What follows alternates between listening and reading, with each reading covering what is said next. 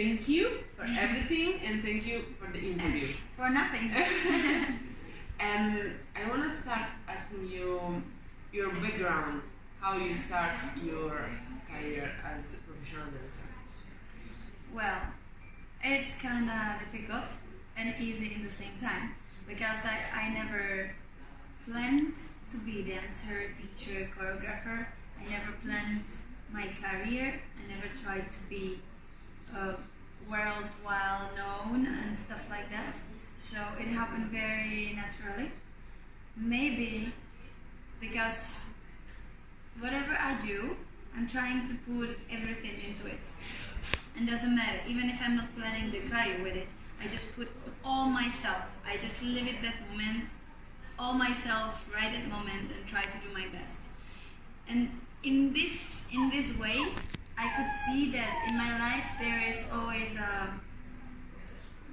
some like kind of challenge, and I go for it, and I go for it hard. And then because I go for it hard, there is another door open, and I can try something else and whatever. So I think that it happened very like naturally, accidentally, because I'm a creative person. I love creativity, I love creation, I love artists. I love the artistic stuff, whatever it is. So it's been inside of me always. And in dancing, I can just easily express myself. And yeah, I think more or less dance found me than I found dance. I'm always really interested about philosophical stuff behind the real dance. Okay. What is your philosophical in your dance? What There is a lot in behind anything I dance for. As teacher. Yeah, it's always different. It depends where I am, in which country, and I'm trying to always know more about the culture where I am at the moment.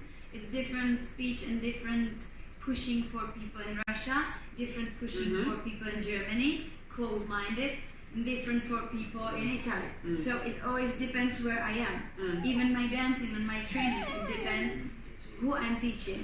So when you ask me before what I'm going to do, I never know. Because I have to start the class, I need to feel everybody, I need to see everybody, however they are feeling, however they are, their mindset is. You can see it visually very easily, and I try to feel the energy. So in the beginning of my classes, I try to connect with the people, either somehow just walking between them and saying hi to everybody and trying to meet them, even there is a billion. I try to do that always. And after this connection, I already know a little bit about them, and I try to find a way how I can talk to them, what more I can give them, what more I can tell them. Okay. So in case of Russian girls, I always say that and give them something like that they don't need to be copies of somebody, because they have a big stars in Russia, big like twerk and dance all stars. And when I'm there, it seems like there is 100 copies of one or of two girls, of two teachers. But it's not like that. So when I'm there, I'm trying to speak more about being themselves and try to find themselves in the dance, not try to copy somebody who is already done. Because copy never be as the original is. So there is always something different story, different message, what I want to say to the people. And in some country, maybe I feel that people feel confident, that they are fine with themselves. So I choose and I pick some choreo or pick some steps or something, which I feel will be kind of challenging for them. And I try to put them in a, when you're on the water, which is on ice, and you never know when it's gonna break and you fall down. So I try to put them in some position like that. So they need to balance it, they need to figure out how to walk on ice and don't break it. So I like to challenge also myself in this. As a teacher, you always have to be very creative and being able to improvise. When they come in, I actually see if they are tired, if they are happy, if they are energetic, if they are very low energetic. And that's the way how I always choose what I'm gonna do with them. And also during the class, I figure out more about them and that's the time when I decide what I'm gonna do next with them, what I'm gonna tell them. If there is any message, sometimes there is no message. Yeah. Sometimes there is only energy, what I want to share with them, and what I want to give them. And even with no words, you can make all the people cry in the class very easily. I know. Only with the energy, with the expressing of you, of your dance, of the choreo, whatever, however it is. And yeah, and actually one more thing about this. It's so wonderful when it comes to the class, and there is like 30, 40, 50, 100, I don't know, depends on event, people, mostly girls, beautiful girls. And in the beginning, they are like strangers to me, because I don't know them, mostly. They are strangers.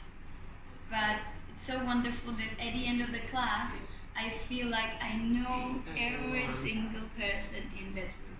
And it's so nice to see the change. For me, I challenge myself mostly also in that I try to make even cold people get warm at the end. To open up a little bit, to feel free, to find themselves, to put all the stress out of their heads and stuff like that. Because all these people, they met in that one place for one reason. And this reason is this sharing. Yeah, people came. Some people came for sharing energy. Some people came for sharing steps and dances. Some people came for sharing love. Some people came for sharing some new exercise moves. Some people came for sharing music. You know, there is a lot of different reasons. But the main thing, what put everybody together is sharing. And dance is about sharing.